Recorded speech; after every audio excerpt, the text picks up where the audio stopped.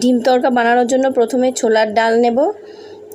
ছোলার ডাল আর মুগ ছিলকার ডালটাকে ভালো করে গরম জলে আমি 7-8 ঘন্টা ভিজিয়ে রেখেছিলাম। তারপরে পেঁয়াজ আর টমেটো কেটে নিয়েছি, আদাটা কুড়িয়ে নিয়েছি।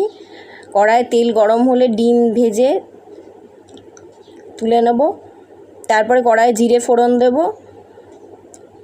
তারপরে কড়াইতে পেঁয়াজ রসুন টমেটো দিয়ে ভালো করে ভেজে নেব। ভাজা হয়ে গেলে তাতে সেদ্ধ করা তড়কা ডালটা ঢেলে দেবো। তার মধ্যে পরিমাণ মতো নুন দেব, হলুদ দেব, তড়কা মশলা দেব,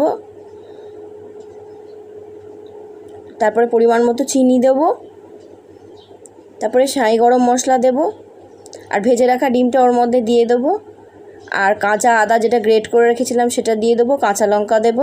আর আমার ভিডিওটা ভালো লাগলে সাবস্ক্রাইব করে নেবেন। তড়কা রেডি। গরম গরম রুটির সঙ্গে পরিবেশন করব এগ তড়কা।